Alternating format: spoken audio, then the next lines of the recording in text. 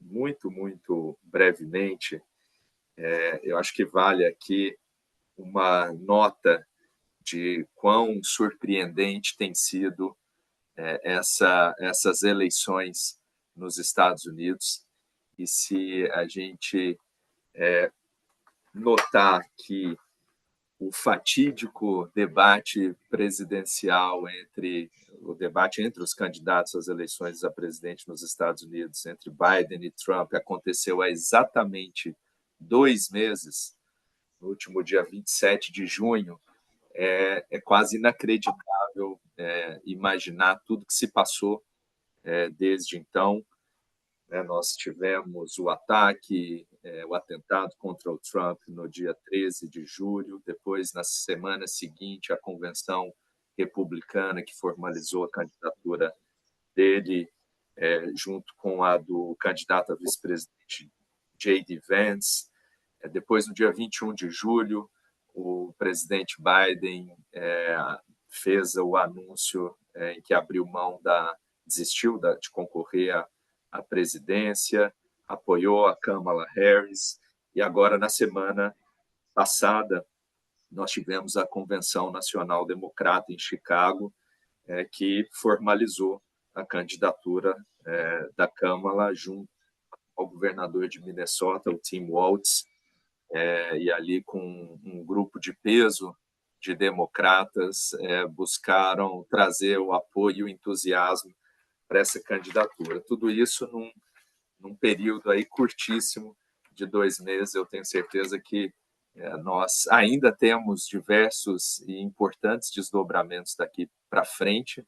Vários deles vão ser comentados logo mais. Nós temos a expectativa de um outro debate, agora o primeiro, entre Trump e Kamala, e eu tenho certeza que esse momento vai dar aí bastante material para futuras análises, pesquisas, filmes de Hollywood, e vão ter, obviamente, um peso importante no desfecho dessa corrida. Mas, enfim, esse é o tema que nós ouviremos, ou os temas que nós ouviremos na sequência. E então eu gostaria de convidar a Fernanda, minha colega no SEBRE, para também fazer essa abertura, e depois a gente dá a sequência com o Fabrício aí à frente dos nossos convidados. Muito obrigado.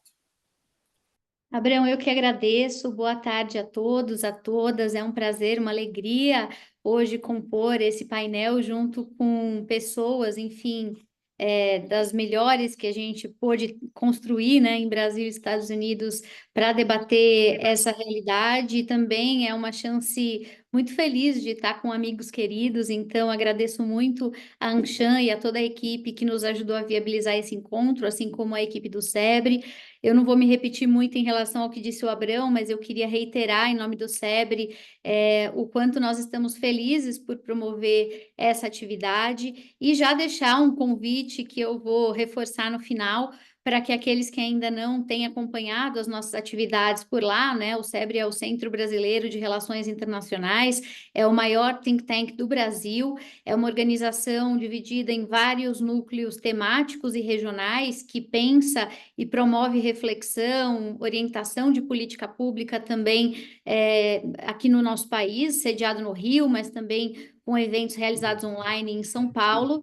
E, nesse caso em particular, tanto eu quanto o Abrão temos o nosso chapéu de líderes, né, da chamada Frente de América do Norte. E nós cuidamos particularmente do que diz respeito a estudos de Estados Unidos. Então, hoje, esse é um grande encontro entre duas instituições cuja própria identidade tem a ver com entender, interpretar, desvendar, discutir, problematizar o que acontece nesse país, né? Tanto a Anshan, sempre com um olhar mais ligado à economia, ao comércio, às trocas desse ponto de vista, e o SEBRE, que também fala sobre esses temas, mas também sobre questões políticas, geopolíticas e assim vai.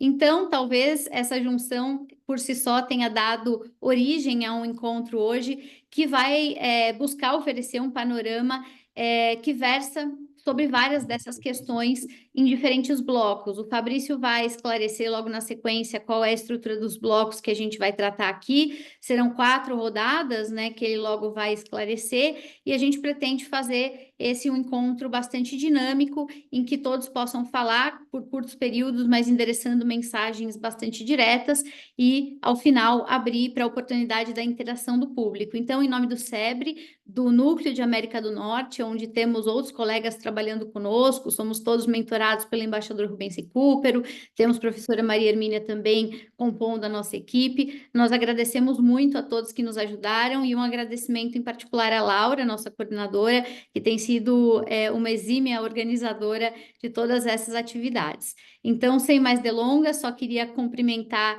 os nossos convidados mais do que especiais, como eu já disse antes, grandes intelectuais e amigos do coração, 2 norte-americanos com alma brasileira, que vão hoje estabelecer esse diálogo conosco. Então, Brian, seja muito bem-vindo mais uma vez. O Brian, que é um parceiro antigo do SEBRE e um amigo querido também da Anshan, e Christopher, que todo mundo também já conhece, dispensa apresentações, embora a gente vá fazê-las aqui na sequência. É um prazer, Chris, ter você conosco. Seja muito bem-vindo mais uma vez. Espero que seja a primeira de muitas dessas nossas interações aqui nesse formato bilateral, digamos assim, tanto para Brasil e Estados Unidos, quanto Anshan e SEBRE nessa parceria. Então, muito obrigada a todos. Espero que tenhamos um debate muito agradável, apesar dos tempos bicudos, né, e das dificuldades que esse assunto nos coloca no horizonte. Mas é isso. Então, Fabrício, eu passo a palavra a você. Se for possível fazer uma rápida apresentação dos nossos convidados, eu te agradeço. E também orientar nosso público sobre como vai ser a gestão aqui do nosso tempo. Muito obrigada.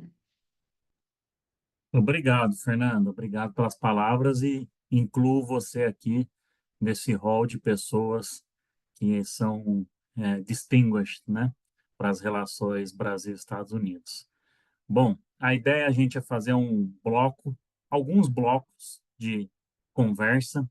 O primeiro deles é como a gente chega, né, no cenário atual dessas eleições, como as campanhas chegam até aqui, principais acontecimentos.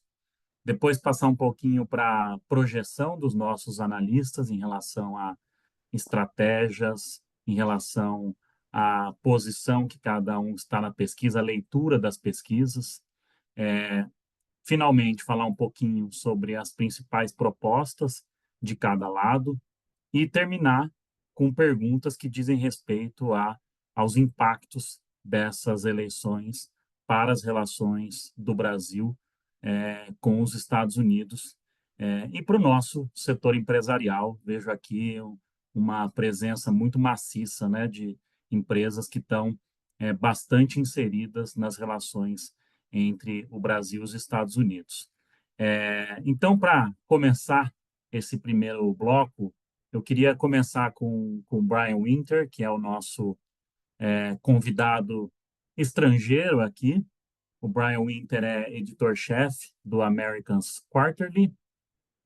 Estrangeiro mais ou menos, né, Brian? Porque você já viveu aqui na região mais bastante tempo, né? Acompanhou Brasil, México e Argentina como correspondente antes de assumir o seu cargo em Nova York. O Brian também é autor de diversos livros, um deles é até sobre a história do presidente Fernando Henrique Cardoso, que eu li e recomendo, um bom livro. E é um colaborador regular aí na televisão, apresenta um podcast importante aí, que fala bastante do tema de eleições e está muito presente em vários podcasts, também aqui brasileiros, que eu tenho escutado bastante.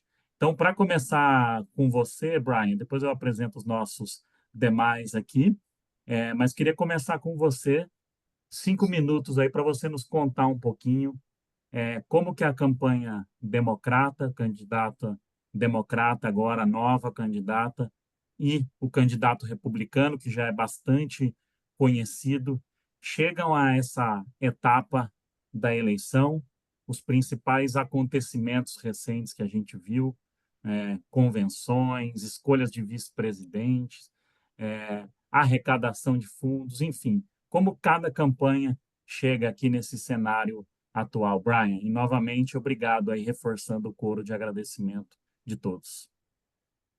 Obrigado, Fabrício. Obrigado também para a SEBRE, para a AmCham. É um privilégio também compartilhar esse espaço com Fernanda e Chris, dois craques na análise tanto dos Estados Unidos quanto do Brasil. Eu peço desculpas pelo meu português imperfeito, meu sotaque do interior de São Paulo. Ninguém entende exatamente porque eu tenho esse sotaque, nunca morei lá, morei no capital de São Paulo, mas enfim. Eu agora moro aqui em Pelham, New York, que é uma cidadezinha de 11 mil pessoas. É um suburb que fica em Westchester County, ao norte da cidade. Fica a meia hora de trem de Manhattan. É um lugar verde, principalmente de casas. É o lugar onde vêm crianças do Bronx, que fica ao lado, que geralmente moram em prédios, para fazer o Halloween, para fazer o trick-or-treating daqui a 2 meses. E aqui em Pelham, New York, desde que o Joe Biden renunciou à sua candidatura, é a euforia total. Parece outra eleição, tem uma energia completamente diferente, tem uma candidata bem mais nova, onde você não precisa ter medo de um vexame cada vez que o candidato fala. Isso, obviamente, é uma mudança importante. Aqui nos grupos de WhatsApp, sim, os americanos também temos. Todo mundo ficou comentando sobre a convenção. Desculpa, a convenção a semana passada, a presença do Lil Jon, que é uma estrela de hip-hop aí na convenção, do discurso da Kamala Harris, do filho do Tim Walz, falando entre lágrimas, "That's my dad". Ou seja, várias sequências, vários momentos interessantes que chamaram a atenção. Desculpa. Também houve um fundraiser aqui nessa cidadezinha que conseguiu levantar bastante dinheiro. É um entusiasmo enorme, todo mundo muito feliz. Mas, gente, tem um problema. Eu moro numa bolha, né? Isso aqui não é a realidade do país. É uma área muito azul, ou seja, muito democrata, muito progressista. Nessas regiões onde moram a maioria dos nossos formadores de opinião, sejam da mídia, analistas políticos, acadêmicos, mas a maioria dos americanos tem outra realidade. Eu sei disso porque viajo bastante, mas também sou do Texas, que é outra coisa. E para dar um número para vocês, para ilustrar essa realidade diferente, vou falar da pesquisa Gallup desse mês. A Gallup, grande pesquisadora, faz uma pesquisa todo mês onde perguntam pela porcentagem de americanos que estão satisfeitos com o rumo atual do país. Para o mês de agosto, só 25% dos americanos se disseram satisfeitos com a situação atual, 73% estavam insatisfeitos. São números baixos no contexto recente. Historicamente, é muito difícil um governo ser reeleito com esse número tão baixo. É uma reflexão dos vários dramas, das várias crises que nós tivemos aqui nos últimos anos, principalmente a crise da inflação e também a crise migratória, que são os dois temas que ainda aparecem no topo das pesquisas como as preocupações principais dos americanos.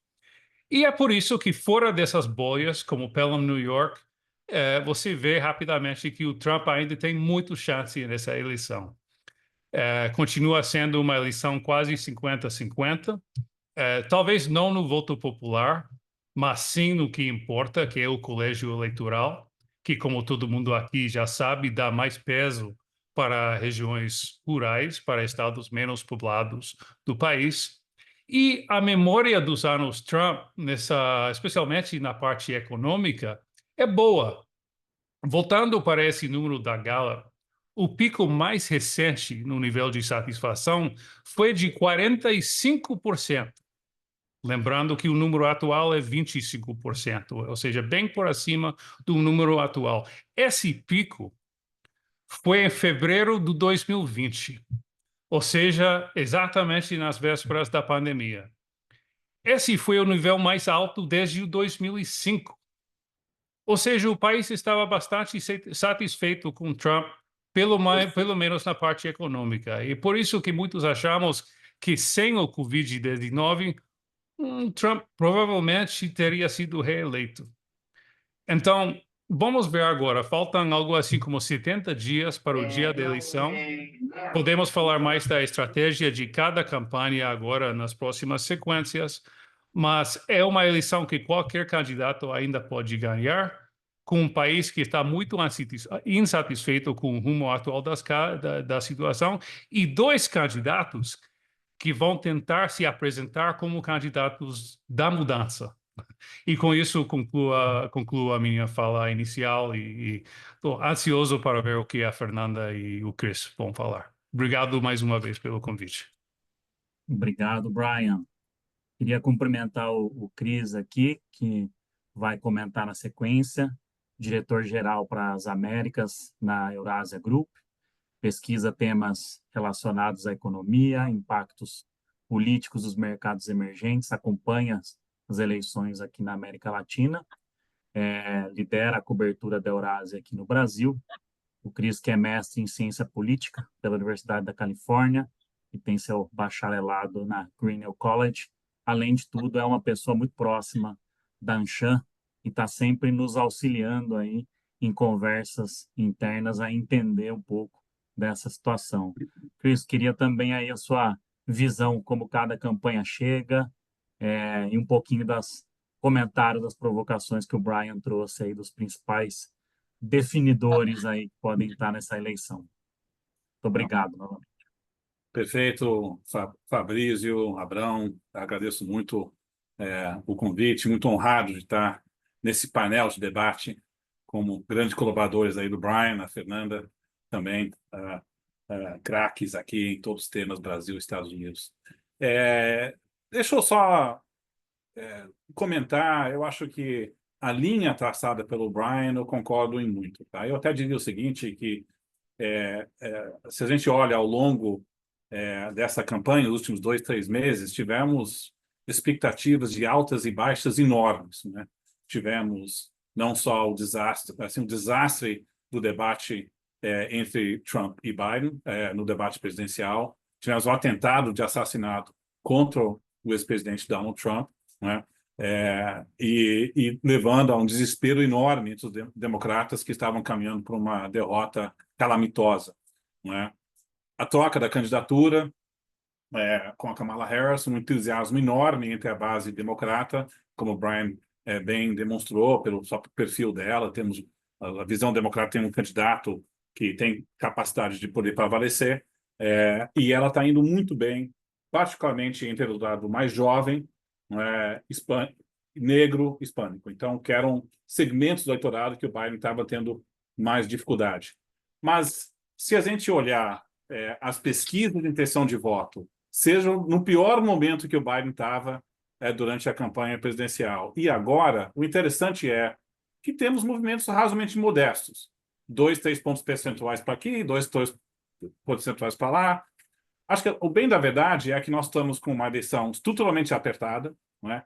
Com 2 blocos altamente consolidados, margens pequenas que vão ditar o resultado dessa eleição. Então, muito como havia um certo exagero de que o Trump já ganhou, que está caminhando para uma vitória certa, talvez está tendo um pouco de exagero do grau em que a Kamala virou o jogo e os democratas agora estão caminhando para uma vitória. Então, eu acho que a gente está com um ambiente analítico da comunidade de analistas que estão usando a palavra em inglês, over-pivoting, overshooting, de um lado para o outro, vendo mudança de 2, 3 pontos percentuais, aí projetando uma certa certeza maior do que deveria, dado o ambiente altamente competitivo nós que vivemos hoje. Tá? Então, acho que um pouco de cautela nessa leitura, num contexto que temos mais de 2 meses pela frente da campanha, e geralmente a campanha presidencial começa para valer mesmo no mês de setembro, depois das convenções partidárias democratas e republicanas. Então, isso é só uma palavra de cautela. Tá? Quando a gente olha a eleição como um todo, não é? Eu focaria, né, e talvez entrando um pouquinho, Fabrício, no segundo segmento, mas é difícil a gente separar em termos de quem que achamos que, é, que tende a prevalecer, mas eu acho que num ambiente onde a campanha não começou plenamente, assim, geralmente a gente deve olhar para os fundamentos, né? E os fundamentos o eleitorado quer mudança ou continuidade, né? Qual a principal preocupação que o eleitor tem, né? As principais preocupações e qual candidato é mais forte nas principais preocupações. Isso. Peguei. A Alice pegou lá para mim. Acho que interferiu aí. Aí, eu só diria que, nesse contexto, o dado que o Brian colocou, assim, satisfeito com a situação atual ou desejo de mudança, mostra um eleitorado que quer mudança. Outro dado que a gente olha para tentar mensurar se nós estamos numa eleição de continuidade ou mudança, olhar a taxa de aprovação de um governo. E a taxa de aprovação do presidente Biden está em 38%, 39%. Geralmente, quando a gente olha um banco de dados comparativos de mais de 400 eleições mundo afora, que a Ipsos Public Affairs coleta, incumbentes ganham reeleição quando estão com uma taxa de aprovação acima de 40%. Então, nós estamos bem na limiar entre um cenário de continuidade. Tá? Então, a gente está mas um pouquinho abaixo, onde governos geralmente se reelegem. Tá? Então, isso é um sinal um pouquinho mais para mudança. E a gente olha qual a principal preocupação do eleitor. Assim, temos 3 temas: econômico, inflação, imigração e ameaça à democracia e polarização. E a gente olha no tema de... Aí tem institutos que fazem pesquisa, fazem as perguntas de formas diferentes, mas a gente pergunta qual candidato é mais forte no tema de combate à inflação, em termos econômicos, e o Trump está com uma vantagem de uns 7 pontos, em média, olhando essas pesquisas. Então, na principal preocupação de qual candidato é mais crível para poder combater o tema de custo de vida, que isso realmente está pegando o eleitorado mais independente, o Trump tem uma certa vantagem sobre esse tema. Tá? Imigração, o Trump tem vantagem. Ameaça à democracia, o Biden ou a Kamala Harris tem uma vantagem. E aí a gente tem que olhar também os estados dos estados pêndulo. E a gente olha os estados do Rust Belt State, né, do meio oeste, Michigan, Pennsylvania e Wisconsin, são estados que sofreram mais economicamente do que a média do país. A renda real lá não subiu tanto e não se recuperou nos níveis pré-Covid. Então, o tema economia e inflação é um tema mais pesado nesses estados chaves. Então, no fundo, nós estamos com a Kamala e o Trump empatados, ela um pouquinho na frente nesses estados, não é? Mas a pergunta é como é que vai ser a campanha no mês de setembro e outubro sobre esses temas, se ela tem capacidade de segurar e projetar uma campanha de mudança que apela para esse segmento eleitoral que o Biden tinha dificuldades. E a propósito, o fato que ela tem credibilidade no eleitorado jovem, negro, hispânico, mais do que o Biden, é bem importante, porque são exatamente esses grupos que sofrem mais com inflação mais elevada. Tá? Então, esse é um ativo importante para ela que pode tentar compensar essa desvantagem do lado econômico. Mas eu só diria que, olhando os fundamentos da eleição, mudança, continuidade, o que o eleitor está mais preocupado, nos parece que o Trump tem um ligeiro favoritismo a despeito na CCJ que nós estamos vendo na base democrata, que é bem importante. É bem pau a pau, mas ligeira vantagem Trump, olhando os fundamentos, do meu ponto de vista. Tá, de fato, muito, muito parelho, né? As pesquisas estão demonstrando isso. A gente vai falar um pouquinho no próximo bloco. Fernanda, você que é uma das pessoas aí, além de mais competentes no tema Brasil e Estados Unidos, mais populares aqui no Brasil nesse assunto, teve conosco, Anchan, essas comemorações de 200 anos Brasil e Estados Unidos, fazer esse reconhecimento aí, né, com o chapéu da FAAP que você estava. E queria já passar essa bola para você um pouquinho, então. O que você vê dessas duas campanhas no momento? Como é que está a vantagem de cada um? Como cada um está chegando aqui nesse momento agora que está começando a pegar mais fogo a eleição, né? Excelente, Fabrício, obrigada.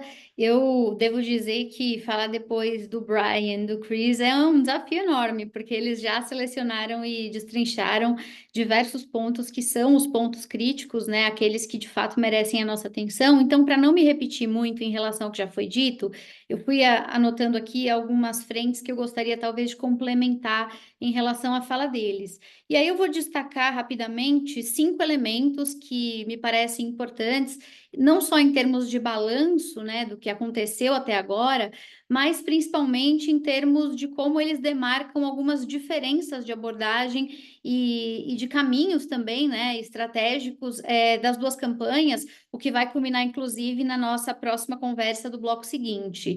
Em primeiro lugar, acho que, pegando cronologicamente, é muito importante fazer uma rápida reflexão sobre os 2 grandes eventos que funcionaram como pivôs de transformação dessa campanha eleitoral desde o início do ano até agora, né? Do lado republicano, o atentado sofrido pelo presidente Trump, e do lado democrata, evidentemente, a desistência do presidente Biden e a substituição da candidatura pela Câmara. Eu, quando observo esses 2 fenômenos, né, os 2 acontecimentos, tenho a impressão de que nós vivemos, ao longo desse último mês, sobretudo, uma grande reversão de expectativas em relação ao que parecia mais óbvio quando esses episódios estavam sendo aventados, né, hipoteticamente. O que é que eu quero dizer com isso? Muita gente, quando acompanhou o atentado contra o presidente Trump e, ao mesmo tempo, né, acompanhava aquela pressão que o Biden sofria pela desistência da candidatura, tinha como hipótese predominante a ideia de que esse era um cenário óbvio de favoritismo dos republicanos, né? Havia um sentimento predominante do já ganhou do lado trumpista, assim como a ideia de que, ainda que Biden permanecesse ou desistisse, substituísse alguém nessa altura do campeonato, ele seria um candidato fraco, enfim, um candidato vulnerável, ou o seu sucessor seria vulnerável, e, portanto, nós estaríamos diante de uma condição de uma espécie de WO, né? Os democratas vivendo uma condição de WO nesse sentido, sendo pouco competitivos. Mas, se essa foi a leitura de muita gente lá atrás, no início do processo, me parece que agora, em pouco tempo, isso se inverteu significativamente. Nem hoje as pessoas veem o atentado como um elemento que gere necessariamente mais votos para o Trump, nem as pessoas veem a desistência do Biden como uma pá de cal na campanha democrata. Eu tenho a impressão, inclusive, que hoje é ao contrário. As pessoas veem a desistência do Biden como um elemento novo que trouxe um fato político transformador da campanha e que gerou, portanto, uma nova energia, criou momentum para que os democratas se reorganizassem, e isso tornou os democratas mais competitivos de fato, enquanto aquilo que vinha como eventual possibilidade do atentado contra o Trump perdeu muita força, né? Eu queria até fazer um comentário rápido, porque aqui no Brasil, como nós tivemos uma situação muito parecida na eleição de 2018, né? Quando o nosso candidato a presidente, o então candidato Jair Bolsonaro, sofreu a facada às vésperas da eleição, muitas pessoas traçaram esse paralelo, né? Dizendo, bom, assim como Biden foi eleito depois da facada, Trump está eleito após o atentado com o tiro. E, claro, a gente nunca pode bater o martelo e cravar esse tipo de situação, mas eu fui uma das pessoas que lá atrás, eu sei que outros colegas aqui também disseram que não era a mesma coisa, né? E as principais diferenças entre o que aconteceu no Brasil e o que aconteceu nos Estados Unidos, na minha opinião, elas estão em 2 frentes. Primeiro, no timing. Aqui no Brasil, a gente teve a facada acontecendo às vésperas da eleição. Nos Estados Unidos ainda havia mais de 3 meses de campanha, muita água para passar embaixo da ponte, muita narrativa para se construir até efetivamente o dia da eleição. E segundo, segundo e mais importante, aqui no Brasil a gente estava falando de um candidato que, embora fosse conhecido por um pequeno grupo, ele não era exatamente um candidato de alcance nacional, um candidato popular. E na medida em que ele sofreu aquele atentado à facada, ele ganhou muita visibilidade, é o que as pessoas aqui costumam chamar de economia da atenção, né? Houve uma grande cobertura em torno daquela facada, o candidato teve um protagonismo muito alargado, e isso fez com que, de certa maneira, ele pudesse, por conta do que aconteceu, furar a bolha, né? Ser mais conhecido de mais pessoas, e, portanto, se beneficiou dessa cobertura extensiva. O presidente Trump, embora, claro, também tenha tido uma grande visibilidade depois do atentado, ele já é uma figura conhecida, né? Já é uma figura popular, foi presidente do país. Isso faz uma enorme diferença, né? Não é exatamente alguém que se beneficiaria do fato de se tornar mais conhecido. Talvez ele pudesse ter se beneficiado nesse sentido, caso ele tivesse adotado logo ali na convenção republicana um discurso diferente do que ele vinha realizando, um discurso mais moderado, talvez usando o atentado como um mote para redirecionar a estratégia de campanha, mas ele não fez isso, né? Quem acompanhou a convenção republicana sabe que ele começou, inclusive, o discurso nesse tom mais moderado, mas no próprio discurso ele foi readequando, né, a fala para aquilo que a gente já conhece em termos de Donald Trump, e que até hoje ele está num embate permanente com seus estrategistas de campanha, que pedem que ele modere o discurso para mirar em eleitores independentes e indecisos, e ele tem resistido a fazer isso. Então, o primeiro comentário, eu acho que tem a ver com essas reflexões em torno desses dois grandes eventos. E aí depois, no segundo ponto, rapidamente falando sobre os vices, a gente pode perceber uma estratégia muito diferente dos dois casos, né? No caso do Donald Trump, o foco não esteve necessariamente em maximizar bônus eleitoral, então ele não quis escolher necessariamente alguém diferente dele, né, para tentar mirar em outros públicos que pudessem se afinizar com a sua chapa.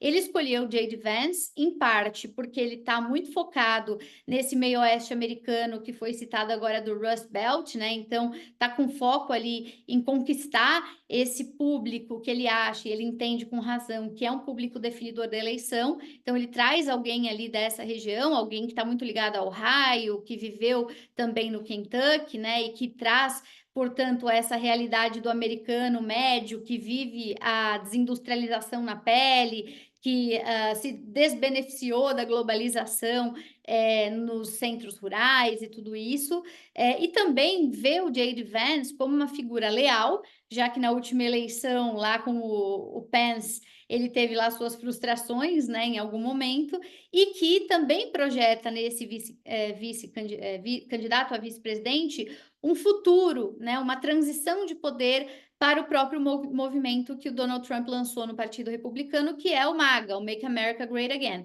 Então, assim, por que ele escolheu o J.D. Vance? Porque ele quer fidelizar esse eleitor do meio oeste, porque ele quer alguém que ele tenha ascendência sobre, que ele considere leal, que não vá traí-lo, e em terceiro lugar, porque ele está constituindo um futuro de longo prazo para seu próprio movimento estar dentro do partido mais forte.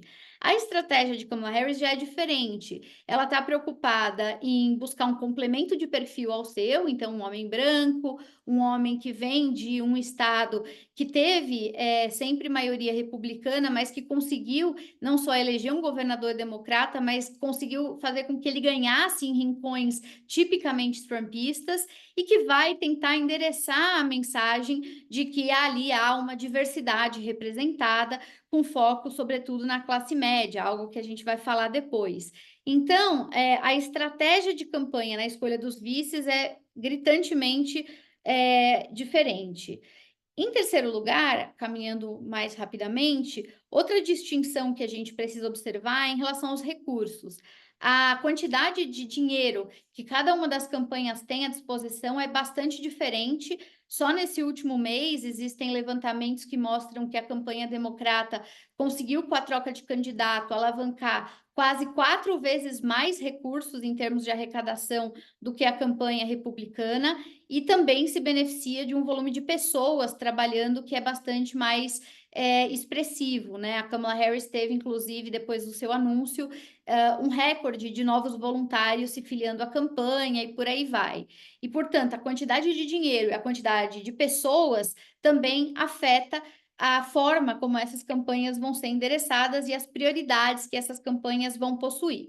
Em relação às convenções, acho que, embora tenha muitas coisas para se falar, o que mais chamou atenção foi o fato de que na convenção republicana nós tivemos a reafirmação do trumpismo como a força que hoje predomina no Partido Republicano, o Partido Republicano que não é mais o mesmo das eleições passadas. O trumpismo era uma ala minoritária, hoje ele é uma ala majoritária, tanto que figuras emblemáticas do partido, ex-presidentes, né, que foram eleitos pelo partido, não foram às convenções, como é o caso, não foram à convenção, como é o caso do ex-presidente George Bush, como é o caso de ex-indicados, né, pelas anteriores eleições, como é o caso de Mitt Romney. Essas figuras não se associam ao Trump, o que mostra que o partido está numa franca transformação também. Também chamou atenção que, do ponto de vista familiar, o que é usual nas convenções, que as primeiras damas ou pessoas próximas à família, os filhos, apresentem, né, o candidato quando ele vai discursar. Isso também não aconteceu na campanha republicana. Quem apresentou o Donald Trump dessa vez não foi a Melania Trump, como no passado, foi o líder que organiza o UFC, e aí tem outras discussões que a gente pode explicar do porquê disso,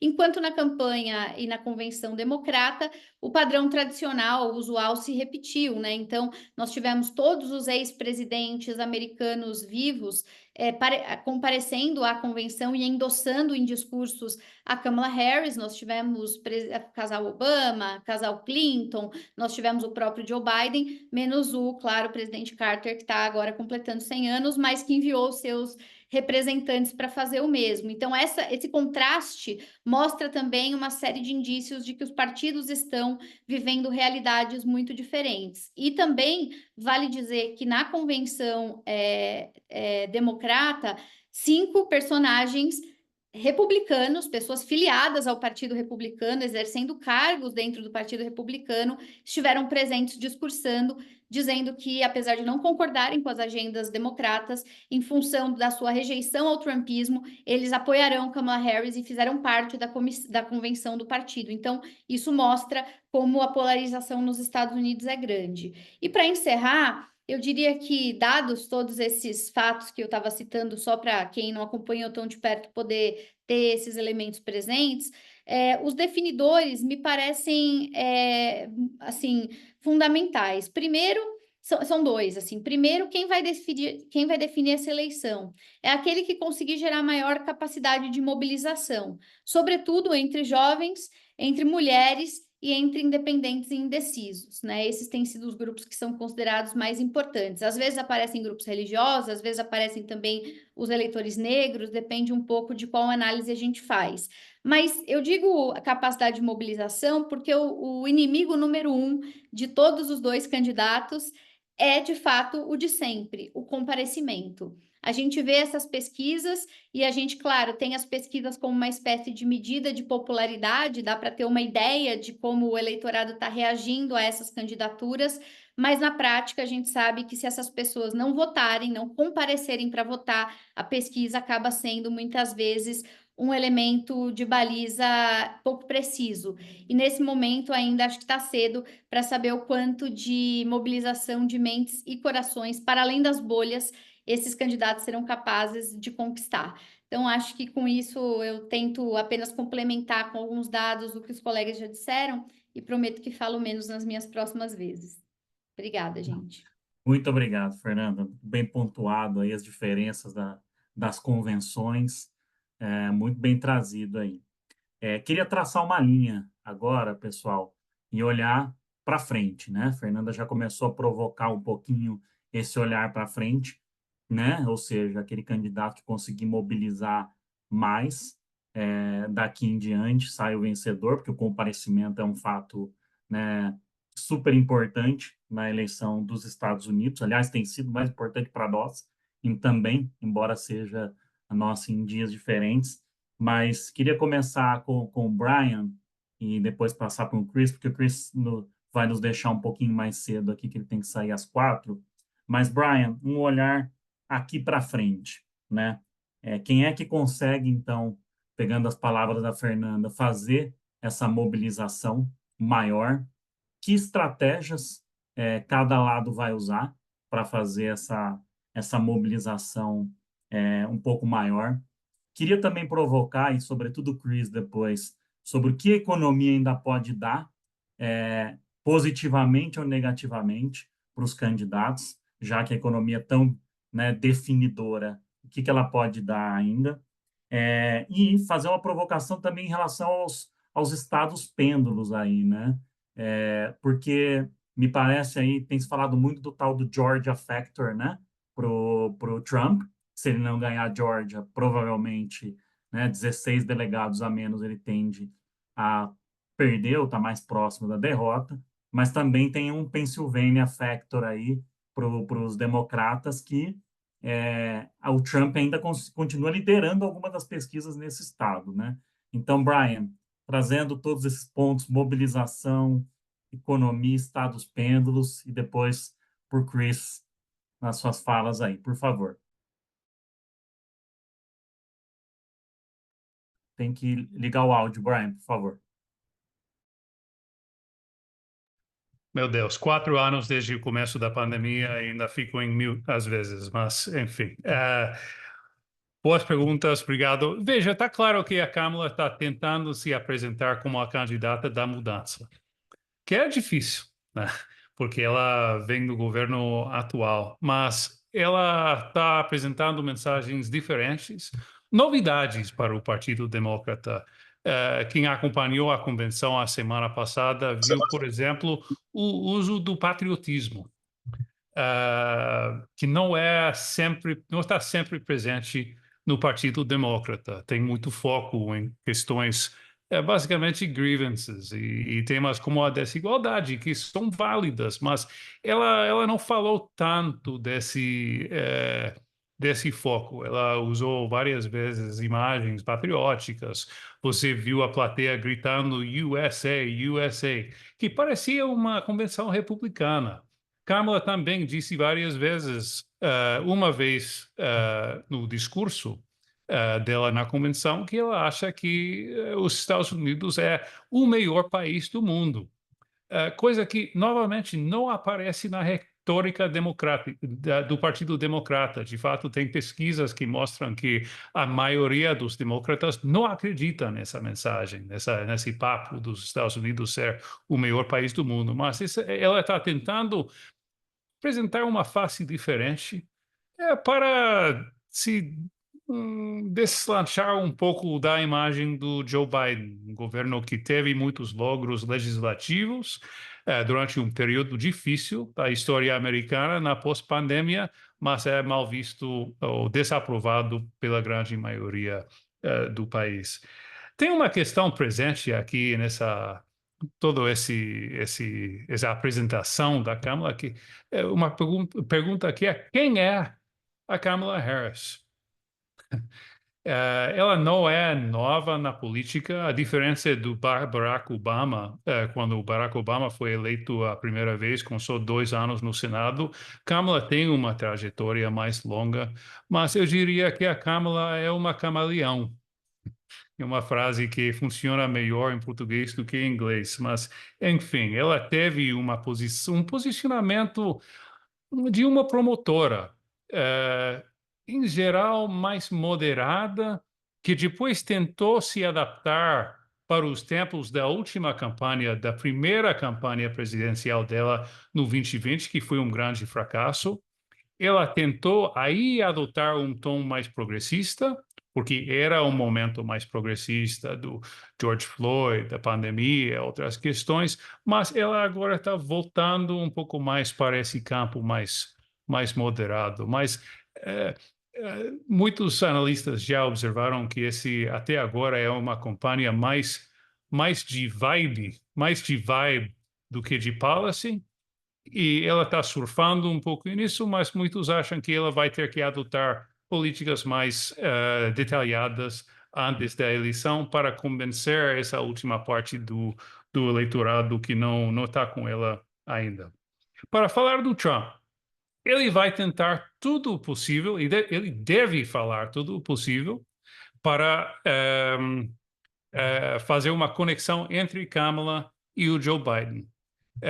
Ele vai falar principalmente da migração, que é talvez o grande ponto fraco desse governo, embora tenha melhorado um pouco nos últimos meses, tenha caído esse número de imigrantes que está atravessando a fronteira. A inflação é outra história. Só para terminar aqui, vou contar uma história rápida que os brasileiros às vezes acham engraçado. A inflação melhorou aqui. Está agora novamente abaixo do 3%. Mas o americano não sabe o que é a inflação. E quando digo que o americano não sabe o que é a inflação, eu literalmente quero dizer que o americano não sabe o que é. Agora sabe um pouco mais depois da experiência dos últimos anos. Mas eu tenho muitos amigos com educação universitária, do Texas principalmente, que quando eu digo, a inflação melhorou, eles perguntam, mas então por que os preços não voltaram a ser o que eram antes da pandemia? E eu só posso dizer, não funciona desse jeito. Mas por quê? Nós nunca tivemos essa experiência aqui. Então, embora o número de manchete, o número principal da inflação tenha melhorado, o americano ainda está com uma grande raiva, porque veio o preço ainda é alto e o salário real para todos não chegou a ser o que era antes da pandemia. Então, isso para falar só um pouco da estratégia dos dois candidatos nas próximas semanas. Obrigado. Muito obrigado, Brian. Chris, já passo aí para você dar continuidade. Não, olha, eu acho que, olhando essa campanha futura, se a gente olhar assim, a estratégia democrata e a estratégia republicana, concordo que o Brian chamou a atenção, foi bem importante, né? A convenção democrata tinha um ar de quase uma convenção republicana, de patriotismo, a bandeira, o Chance to USA. E é interessante, porque eu acho que essa campanha é um pouco diferente do que as outras, porque o debate é essencialmente do que significa ser americano. Os republicanos estão com uma visão de defesa de valores de família, um certo conservadorismo, não é? Até voltando para uns Estados Unidos que estava no seu auge no passado, uns Estados Unidos mais branco, não é? Que apela para essa classe média trabalhadora que perdeu renda ao longo dessas últimas décadas. E os democratas estão tentando dizer, olha, nós também somos patriotas e ser americano é ser inclusivo, né? Não ser e colocando o discurso republicano como sendo não americano. Então é interessante que nós estamos com um teor de guerra cultural, né? Embutido na campanha presidencial. Agora, a gente olha para a campanha em si, aí eu diria que a campanha e o discurso democrata tem sido feliz. Se a gente olha as propostas econômicas da Kamala Harris, tem tentado atacar o principal calcanhar de Aquiles da sua candidatura, que é, como o Brian colocou, tivemos um aumento muito importante do custo de vida, né? A inflação parou de subir tanto, mas o estoque está lá. Então, se você é um americano, você vai para o supermercado, tá caro. Vai para um restaurante, está caro. O seu aluguel, o seu seguro de carro, está tudo caro. Então, no fundo, e a gente vê isso em outras eleições, você paga um preço por aumentos de inflação e demora tempo para sair desse buraco. A gente olha as eleições na Europa, o custo de vida foi o calcanhar de Aquiles para incumbentes lá, né? Desejo de mudança. Então, nós estamos vivendo onde o custo de vida é o principal calcanhar de Aquiles dos governantes. E a campanha da Kamala está tentando atacar isso. Atacar isso através de controle de preço para tentar controlar preço de alimentos, medidas de desoneраção de impostos para o imposto de renda, créditos para famílias com crianças, mais casas. Então, no fundo, ela está tentando fazer propostas econômicas alinhadas com o principal déficit eleitoral dos democratas. Os republicanos hoje estão um pouco perdidos. Eles estão um pouco teve essa mudança importante na campanha, os democratas com entusiasmo. O Trump acho que está off-message, eles estão ou tentando atacar a Kamala dela, mas no fundo o que os republicanos precisam fazer é ser muito focados no discurso. Você está melhor hoje ou quando era presidente. E quando você olha, se você estava melhor economicamente quando o Trump era presidente e focar em temas de inflação, custo de vida e imigração, acho que é um terreno que eles são mais favoráveis. Se eles ficarem perdidos tentando fazer ataques a Kamala, pessoais, aí talvez eles perdem o tema. Então, quando eu olho a própria campanha em si, eu acho que o essencial é olhar qual candidato tem capacidade de focar nas principais preocupações dos eleitores de forma mais crível. Então, acho que esse é um tipo de campanha onde a eficácia sobre a mensagem vai ser importante. Isso pode, porque as margens são pequenas, e isso pode pautar o resultado. Me parece que o território é mais favorável para o Trump, mas se de fato os democratas fizeram uma campanha melhor, exitosa, e o Trump se perde nessa falta de confiança e um pouco desnorteado, de fato ela pode prevalecer. Fabrício, Chris, posso acrescentar algo rapidamente? Claro, por É muito favor. rápido. Só para complementar um pouco o que o Chris estava falando. Houve uma pesquisa que saiu em junho que perguntou aos americanos se eles achavam que o país estava em recessão. E os 70% disse que sim. O que, obviamente, não é a verdade. Longe de ser a verdade. O PIB está crescendo num ritmo, ou estava crescendo num ritmo razoavelmente bom. Criação de empregos recorde, entre outras coisas. Esse feeling, esse sentimento tem justificação. Os números de inadimplência estão altos. Também tem uma série de coisas que justificam esse feeling que o americano tem sobre a situação do país. Mas tem outra coisa que é mais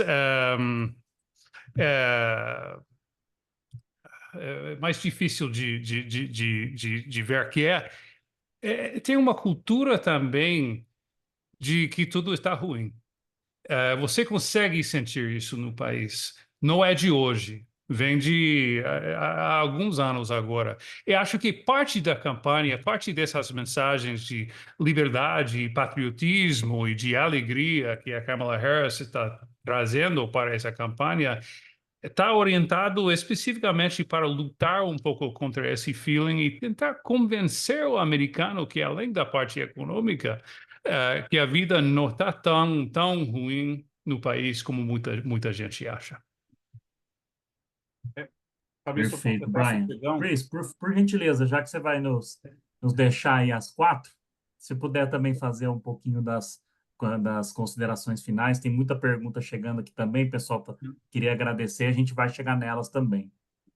Por gentileza, Chris. Eu peço desculpas para todos aqui. Eu tinha um outro compromisso que eu não consegui sair para poder continuar nesse debate. Então, só umas palavrinhas também, na minha visão, sobre o que é relevante dessa eleição para o Brasil, tá certo?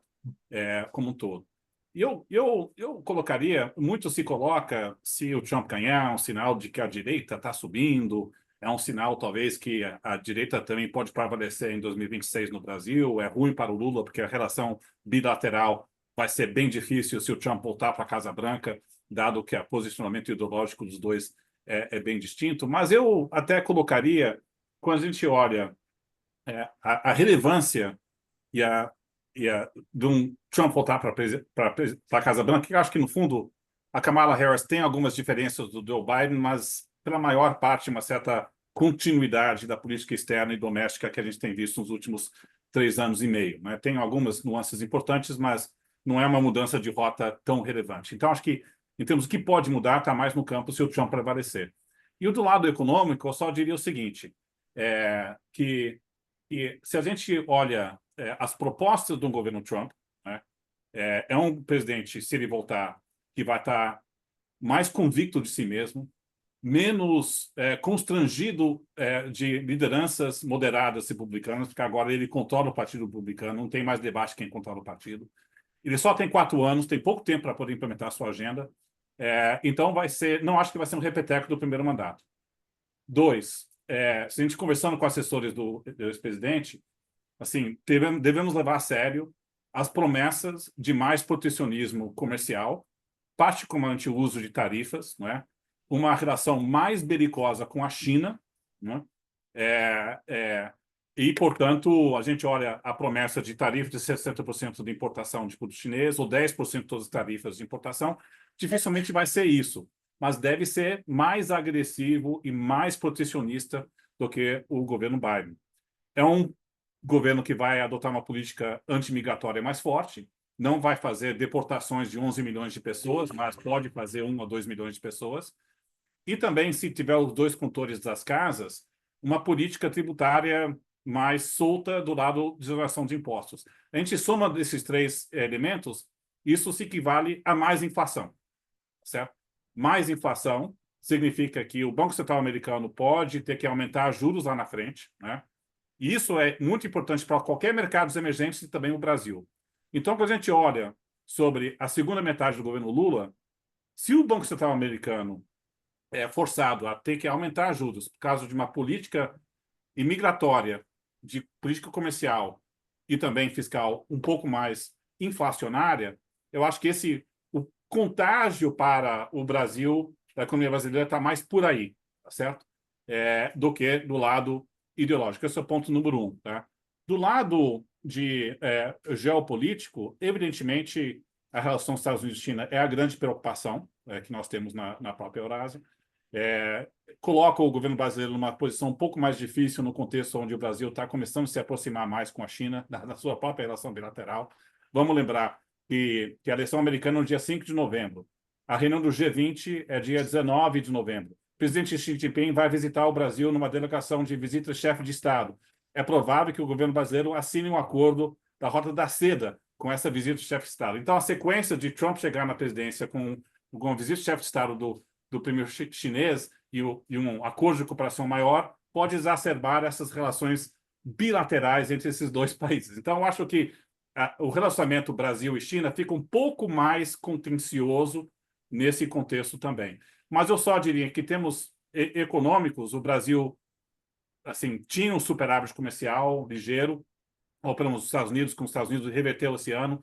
O Brasil não é um país onde você tem reexportação de produtos chineses para a economia americana, não deveria ser alvo de um governo trumpista da sua política comercial. Mas, em termos políticos, ideológicos, vai ter um tensionamento um pouco maior. Mas, em termos econômicos mesmo, eu acho que a gente tem que prestar atenção a esse risco, né, de políticas que tendem a aumentar a inflação nos Estados Unidos. Esse é o calcanhar de Aquiles para qualquer mercado emergentes olhando para frente nos próximos anos, e é um risco exacerbado se o Trump prevalecer. Então, infelizmente, eu não consigo escutar a visão da Fernanda, do Brian, nesses temas. Eu tinha adorado e eu vou ter que sair. Mas agradeço demais aí o convite e fiquei muito honrado de poder participar desse debate.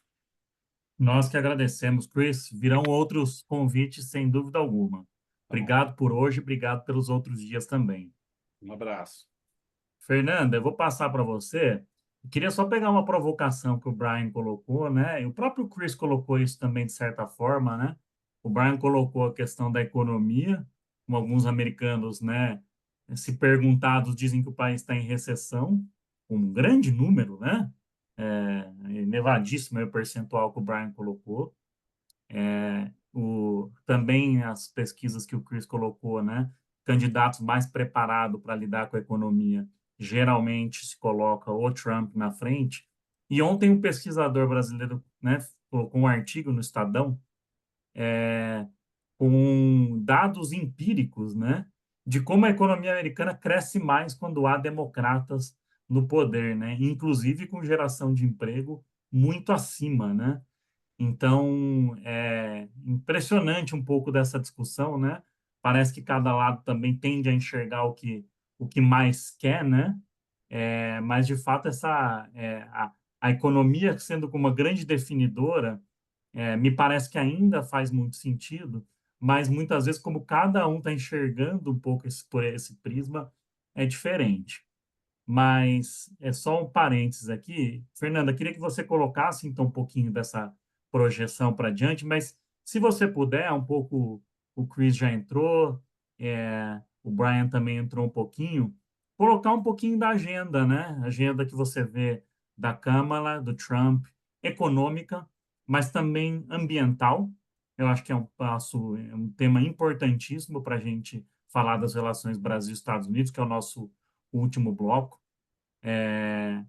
Falar um pouquinho de política internacional, tem muitas perguntas aqui, Fernando, eu vou aproveitar, falando de política internacional, um pouco provocando essa questão da relação Brasil-China, que o Chris comentou, mas também da própria guerra no Oriente Médio, a parte, né, de Gaza, com Israel, e também de Rússia e Ucrânia. Então, se você pudesse dar a largada na questão da agenda, economia, meio ambiente, comércio, política internacional também, comentar um pouquinho.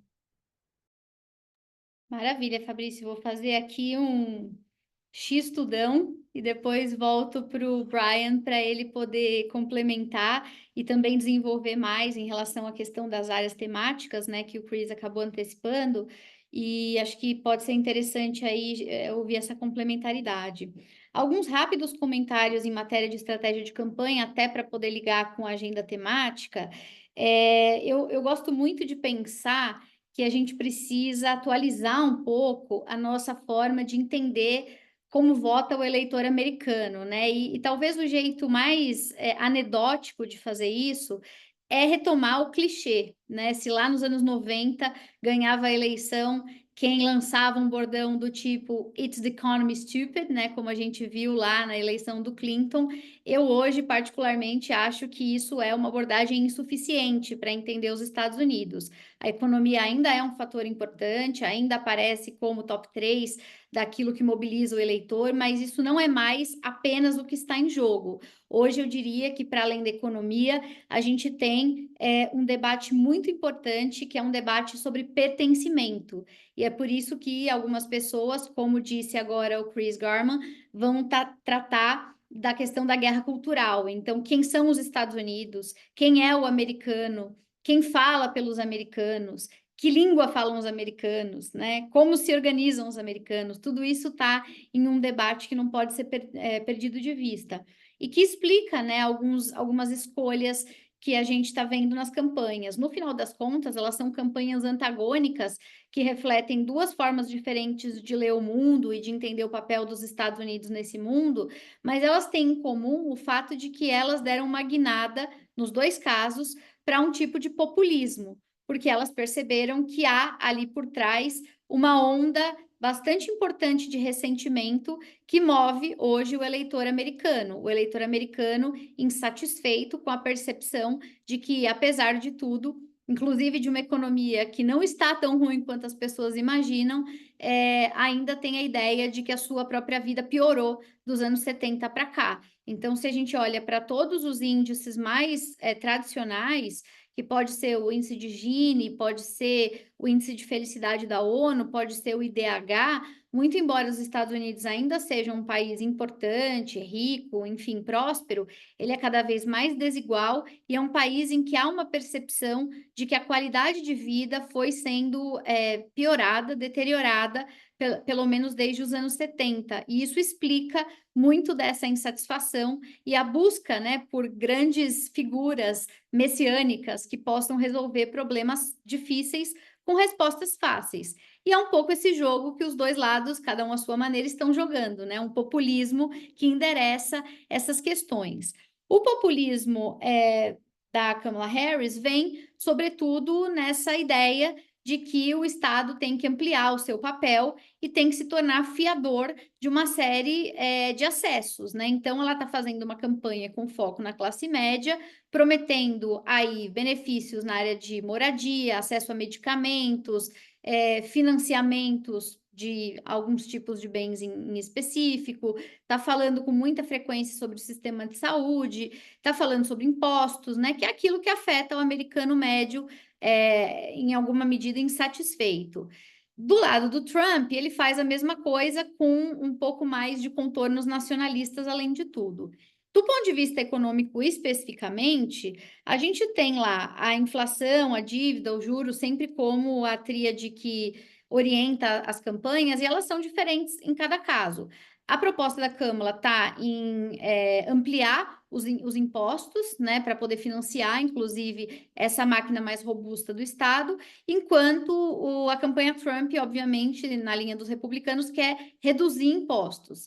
Existem estudos que mostram que, tanto de um lado quanto de outro, lá na ponta o resultado não é bom. O resultado é aumento de pressão inflacionária, né? Quer dizer, não deixa de ser um discurso que agrada ao eleitor nesse momento, mas que lá na frente vai custar caro a esse eleitor. Eu vou compartilhar depois aqui algumas análises que foram feitas, né, sobretudo em relação a esses possíveis impactos das propostas dos dois candidatos em matéria de inflação, e aí os senhores poderão ver como que é esse passo a passo, né, que chega lá no final com uma mensagem ruim. Inclusive, a The Economist acabou de publicar um texto muito interessante sobre as consequências da economia de Trump, né, que muita gente às vezes entende que por vir de um mercado privado, da vida empresarial, teria a necessária e óbvia relação de uma economia mais livre, e isso não necessariamente é verdade. Aliás, Trump e Kamala também têm apresentado, como já foi dito, um olhar muito protecionista para a economia, nos dois casos, né? Em relação à imigração, é interessante observar o seguinte: basicamente, a campanha republicana vai dizer, como já tem feito, que os democratas são lenientes, são frouxos em relação ao controle migratório, e aí há uma tendência dos trumpistas em voltar a discutir a ideia de um muro, a ideia de dificultar o acesso do imigrante, a ideia de exigir maiores regulações nesse sentido, mas a resposta dos democratas, que de fato também é uma resposta crível, é de que eles só não endureceram leis imigratórias agora e nos últimos 20 anos, porque essas são decisões que precisam ser aprovadas no Congresso. E quem justamente vetou a ampliação de uma legislação mais severa contra a imigração no governo Biden foi o Congresso republicano, a pedido do Trump, porque, inclusive, vários republicanos tinham acordado e aceitado os termos dessa negociação no Congresso. Então, esse é o tipo de tema em que prevalece um jogo de empurra, e eu diria que todo o resto é narrativa de campanha. Um vai dizer que o outro não fez o suficiente, quando na prática essas ações elas já vêm de muito mais tempo, porque convém politicamente usar o tema como bandeira. Do ponto de vista ambiental, aí eu acho que nós temos uma ruptura muito significativa. Nós temos Joe Biden como alguém que fez campanha e está fazendo um governo com foco em diversificação da matriz energética dos Estados Unidos, aumento da pauta das energias verdes, inclusive pactuou no último G20 com Brasil e Índia uma agenda, né, sobre biocombustíveis bem importante, tem defendido uma diplomacia verde, resgatou compromissos internacionais como o próprio Acordo de Paris, enfim. Então, vê nisso uma prioridade temática, e a Kamala Harris, embora fale menos desse tema do que o próprio Biden, em tese se imagina que deve seguir numa direção parecida. Agora, o lado trumpista vai para uma direção absolutamente oposta. Ele falou isso na convenção, falou isso em vários comícios, ele não vê sentido nessa proposta de agenda verde que o governo Biden defende, ele disse que isso é um atraso à competitividade dos Estados Unidos, e ele tem usado como uma das tríades de campanha, né, quando ele fala de economia, de imigração, o terceiro item sempre é a expressão que ele usa, né, é to drill, to drill, to drill. Então, a ideia é que ele vai perfurar e vai voltar a colocar a questão do petróleo como uma das questões prioritárias dos Estados Unidos. Ele tem falado isso exaustivamente, e é bastante provável que a gente veja uma reversão significativa, caso ele seja eleito, em termos dos assuntos ambientais, o que para o Brasil pode ser um problema, né? Quer dizer, o Brasil, que tinha nos Estados Unidos um apoiador de algo que nos convém pela própria natureza aqui da nossa matriz energética, talvez não tenha mais esse apoio. Em compensação, talvez tenha apoio para perfurar e buscar petróleo ali na bacia da Amazônia, né? Essa é uma outra discussão que a gente possa levantar. Enfim, falando, Fabrício, sobre política internacional, vejo aqui alguns específicos tópicos que valem a atenção.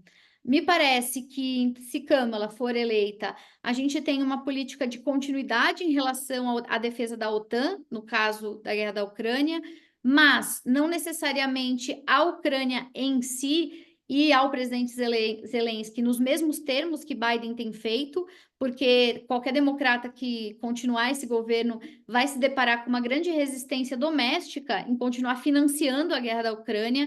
Já tem sido difícil aprovar os últimos pacotes no Congresso, o Congresso tem sido bastante duro em relação a essa ideia de retirar o imposto do americano dos Estados Unidos e financiar guerras no além-mar. Isso tem sido um argumento muito usado pelos republicanos e o público americano, a opinião pública apoia essa ideia, quer dizer, está muito reticente, então Kamala vai ter dificuldades de seguir com esse apoio, ainda que ela fortaleça a OTAN simbolicamente e na aliança em si.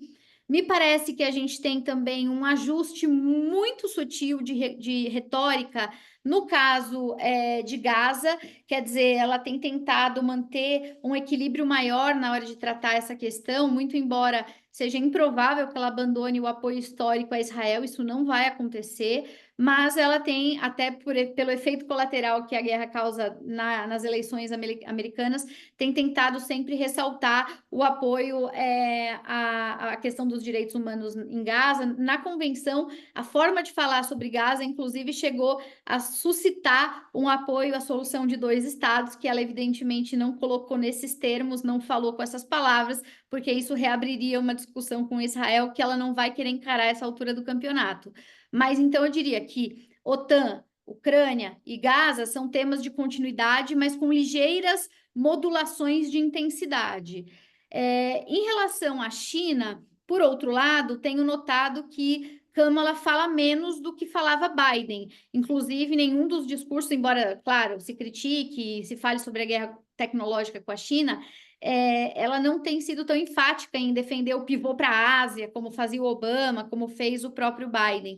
Tem sido um pouco secundário esse tema.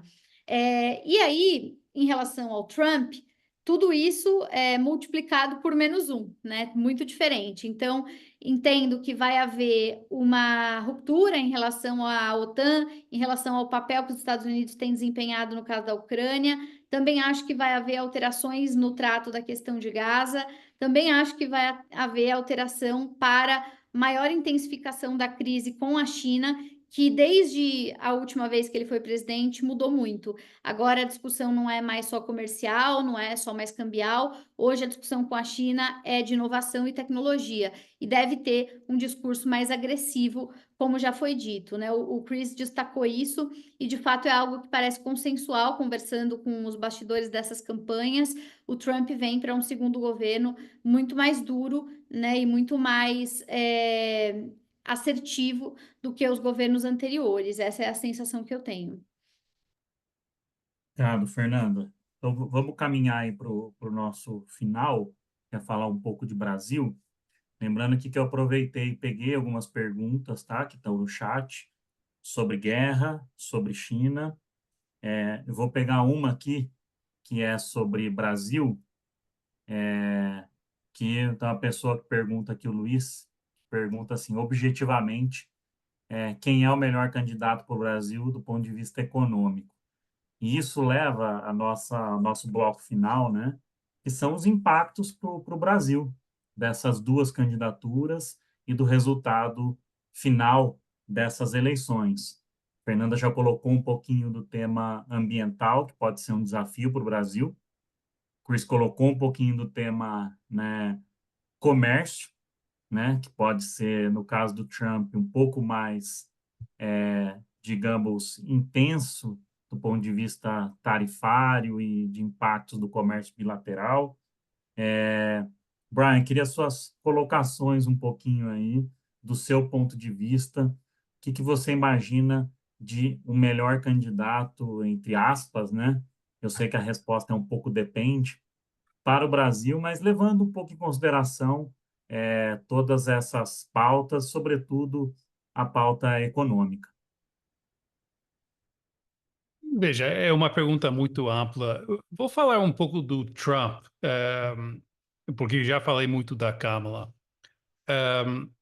Tem um pequeno grupo de brasileiros em Washington, também na Flórida, que é obviamente o epicentro do mundo Trump, tentando pressionar e convencer pessoas como Steve Bannon, todo mundo aqui sabe quem é, ou Jason Miller, que é uma figura bem mais poderosa hoje na campanha Trump, mas também conhece o Brasil, porque ele tinha essa rede social.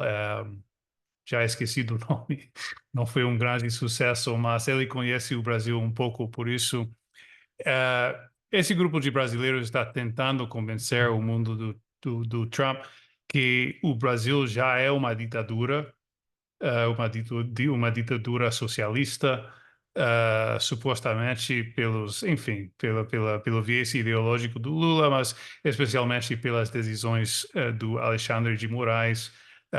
Eles falam de figuras como Alan dos Santos, Paulo Figueiredo e outros, e fala muito esse grupo de brasileiros fala muito da necessidade de aprovar sanções sobre o Brasil.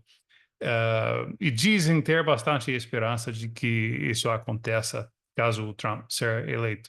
Eu não vou entrar no mérito dessa discussão, acho que esse grupo aqui não compartilha essa visão do Brasil de hoje. Eu acho pouco provável qualquer sanção, acho que teria profissionais na parte de relações exteriores, mas você nunca sabe.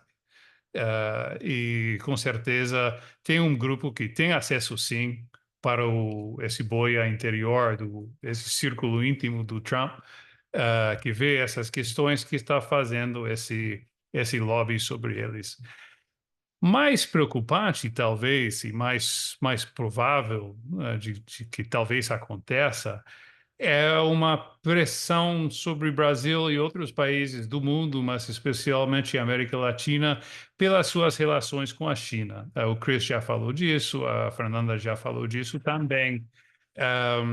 É um grupo que, durante a primeira presidência do Trump, abraçou abertamente a doutrina Monroe, que é uma ideia que tem mais de 2 séculos de história, mas viu muito improvavelmente uma certa renovação nos últimos anos. Houve gente como Mike Pompeo que falou abertamente elogiando a doutrina Monroe, que é basicamente a ideia de que poderes externos além dos Estados Unidos não podem agir no hemisfério.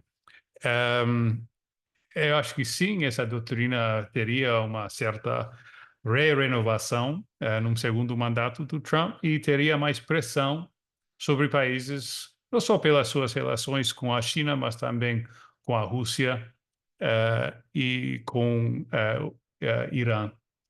Essa também é uma consideração importante. Na parte econômica, tentando voltar para a pergunta, quem seria melhor? Vai depender muito da parte econômica também. Eu vejo, só para cumprimentar um pouco a fala da Fernanda, que conhece tão bem esse país, tomara que todos os americanos conheçam tão bem o país quanto a Fernanda. Mas eu vejo um certo populismo fiscal de ambos candidatos, né?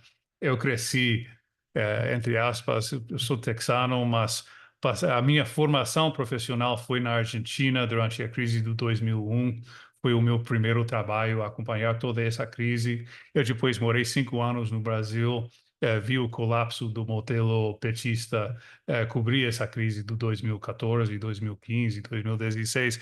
Então, eu sou uma pessoa que aprendeu fora me preocupar muito na parte fiscal. Estamos com um déficit de 7% do PIB neste momento aqui nos Estados Unidos. Só não entramos em crise porque temos a moeda de reserva do mundo. Mas até quando? Né? Eu vejo a Kamala com as suas promessas de construir 3 milhões de unidades de moradia, de entregar $25.000 de down payment para todas as famílias que estão comprando casa a primeira vez. Também vejo o Trump prometendo novos cortes de impostos, entre outras coisas. E eu vejo São, obviamente, políticas diferentes, direcionadas para grupos de interesse distintos, mas vejo uma linha que conecta os dois, que é um certo populismo fiscal que me preocupa pelas minhas experiências de vida que já tive. Perfeito, Brian. Só queria dar o crédito aqui, gente. Eu tinha citado o artigo no Estadão, que é do Oliver Stone, que eu não tinha falado o nome aqui, que ele que demonstra, né, ali com números, que a economia dos Estados Unidos teria crescido mais nos anos democratas. Gente, estamos caminhando para o final aqui, mais os 5 minutos finais. Brian, só pegar uma perguntinha que tem aqui no chat, talvez para você, e depois queria um minutinho de considerações finais de cada um. Aqui no chat o pessoal pergunta um pouquinho, tem sempre essa dúvida, né? O sistema americano eleitoral ser um pouco distorsivo ou ter essa interpretação a partir do Brasil, que ele é distorsivo por ser de colégio eleitoral. E uma outra pergunta é sobre o apoio do Kennedy, que era um candidato independente, que tem uma história, a família tem uma história do lado democrata, mas ele declarou apoio por Trump. Queria comentários breves aí sobre esses dois temas, algumas notas sobre esses dois temas aí para a gente abordar um pouquinho da pergunta do público. E depois eu queria as considerações finais de cada um. Brian, por gentileza. Obrigado. Veja, sobre o colégio eleitoral, talvez uma resposta muito americana, entre aspas, mas são as regras do jogo. Sempre foi. E quem diz que não, que os republicanos perderam o voto popular, acho que são 4 das últimas 5 eleições, não importa. Não importa, não tem qualquer relevância. Se as regras fossem outras, os candidatos agiriam de uma forma diferente. O Trump faria a campanha na Califórnia, por exemplo. Eu posso gostar ou não. Eu, pessoalmente, não gosto do colégio eleitoral. Acho que ninguém gosta. Mas é o nosso sistema e até que haja uma maioria para mudar o sistema, vai continuar.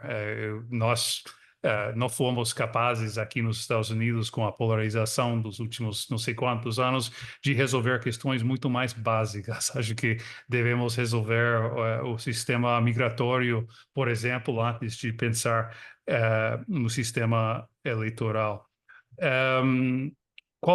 Sobre o Robert F. Kennedy. Cara, eu acho que às vezes, como analista, é importante admitir quando você não sabe uma coisa. Eu não sei como vai ser distribuído esse caudal de votos que o Robert Kennedy tem. E, inclusive, para falar do dia da eleição, é sempre preciso lembrar, nós podemos sentar aqui, analisar, tentar chutar, mas provavelmente vai ser a terceira eleição consecutiva onde um grupo de mais ou menos 100 mil eleitores em 3 ou 4 estados vai decidir quem é o presidente dos Estados Unidos. Tentar chutar em que vai estar pensando esse eleitor quando entrar na urna naquele dia, humildemente, é muito difícil. É, talvez seja a economia, quase sempre é, mas faltam 72 dias ainda. Estados Unidos, igual que o Brasil, não é um país para principiantes. Eu acho que só dá para aguardar e ver os próximos. Nessa eleição, cada dia parece uma semana, cada semana um mês e cada mês um ano. É impressionante o ritmo das coisas. Isso sim é bastante inédito. Tem sido um ano super turbulento e vou apostar que vai continuar sendo. Obrigado. Obrigado, Brian. Fernanda, queria um pouquinho suas palavras finais aí, tentando prever o imprevisível. Daqui um mês a gente pode estar aqui no próximo webinar falando de algum acontecimento que reverteu completamente as eleições, né?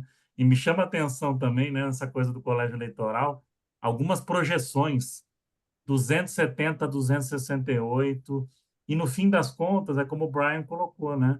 São alguns centenas de milhares de votos de poucos estados que vão definir tudo, né? Então é uma coisa difícil de se comprometer com alguma análise mais mais assertiva, né? Fernanda, É, por gentileza, é isso, suas gente. palavras finais. Tentando resumir muito, muito rapidamente, assim, em termos de projeções, o que que a gente tem hoje?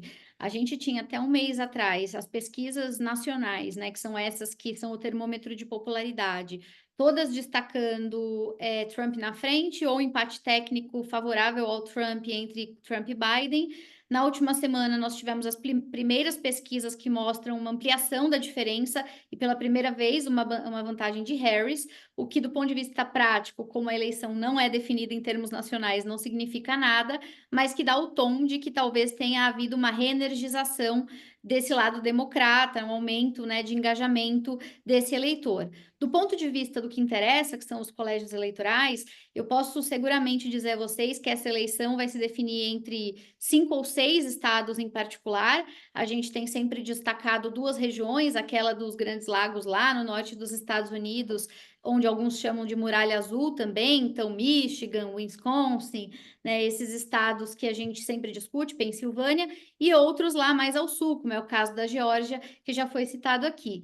E se a gente olhar para esses 5 ou 6 estados que vão definir a eleição, a gente também tem uma ligeira mudança desde do anúncio da Harris. A gente tinha o Trump liderando em todos esses estados, em alguns com uma margem maior, em outras com uma margem menor, em alguns com um empate técnico, e nesse momento os agregadores, e aí eu vou usar um deles, né, que é a Real Clear Politics, um bem tradicional, tem apontado que já há uma margem sendo significativa para Harris em alguns desses estados. Então, o que era tudo Trump, agora tem tido uma ligeira alteração. A gente tem o Wisconsin com 1 ponto de vantagem para Harris nesse momento, a gente tem aqui também Michigan com 2 pontos de abertura aqui em favor da Harris, e a gente tem a cada dia uma mudança na Pensilvânia, que já deu vantagem para ela, agora voltou para o Trump, mas que está bastante apertado. Então, de novo, assim como na última eleição, deve haver uma decisão que vai ficar na vírgula, que vai ficar ali por 20 mil, 30 mil votos em algum desses estados, e, portanto, tudo pode acontecer. Em relação ao Brasil, rápidas notas de considerações finais. Eu assino embaixo em tudo que disse o Brian, concordo com ele. Eu diria que, do ponto de vista econômico, o Brasil talvez sofra as consequências do que ele chamou de uma política de populistas fiscais. Nos 2 casos, existe essa realidade no horizonte, e esse aumento de inflação e de juros vai bater forte aqui, se ela acontecer de fato, assim como o protecionismo americano, que também se tornará um problema para nós. Do ponto de vista geopolítico, de forma geral, o que vai calibrar a relação do Brasil com qualquer um dos 2 governos, me parece que são temas como relação com a Rússia, China, Venezuela, em que o Brasil é visto como ambíguo, né? Isso vai continuar havendo cobranças para que o Brasil, de alguma forma, estabeleça lados. Isso pode ser mais intenso no caso de um governo do que de outro, mas me parece que continuará havendo uma pressão em relação ao Brasil nesse sentido, e me parece que um tema bastante sensível, sobretudo para os republicanos, mas também para os democratas, tem a ver com propostas que o Brasil possa encampar no contexto dos BRICS Plus, envolvendo a eventual desdolarização das trocas comerciais. Isso é um tema delicado também. E aí vai depender de como o Brasil vai se posicionar e que tipo de barganhas o Brasil vai querer fazer. Só para finalizar, é importante olhar para os Estados Unidos também pelo que a eleição lá gera em termos de salvo-conduto por aqui, em termos de política doméstica, né? Então, eventual eleição de Trump pode fortalecer o bolsonarismo e a direita brasileira, e isso é algo que já vem sendo discutido, assim como algumas mudanças que vão acontecer lá. O próximo presidente vai pegar o período de reestruturação do plano tributário americano e possivelmente vai ser o responsável por indicar pelo menos mais 2 nomes da Suprema Corte dos Estados Unidos. Isso significa que esses debates sobre divisão de poderes e o papel do Estado que vão acontecer lá vão esbarrar aqui também na nossa estrutura institucional como uma consequência. Então, a gente deve importar alguns dos dilemas e debates que vão surgir por lá. Acho que é isso, Fabrício. Obrigada. Não, muito obrigado. Brian, Fernanda, foi excelente. A gente aqui com Manchan vai continuar nessa cobertura aí, nesse diálogo, dia 8 de outubro nós temos um encontro de negócios Brasil e Estados Unidos e que esse tema das eleições vai também ser debatido ali, então espero contar com muitos dos que estão aqui presentes.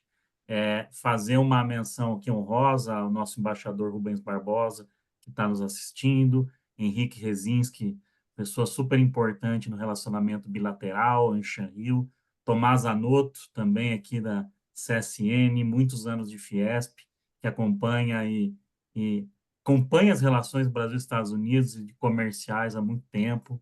Então, agradecer a todos por essa audiência muito qualificada, agradecer de novo aos nossos painelistas e nos vemos na próxima, pessoal. Muito obrigado. Fabrício, Muito mais um bom. agradecimento e deixar o convite. Nós vamos compartilhar tanto aqui via Anshan quanto Sebre, a série de eventos que a gente vai fazer. Hoje é um panorama geral, mais superficial, mas a gente vai fazer painéis temáticos para aprofundar vários desses temas no decorrer dos próximos meses e vai ser uma alegria, um prazer poder contar também com todos que aqui nos assistiram, gente. Obrigada. Muito obrigado, gente. Obrigado. Bye-bye.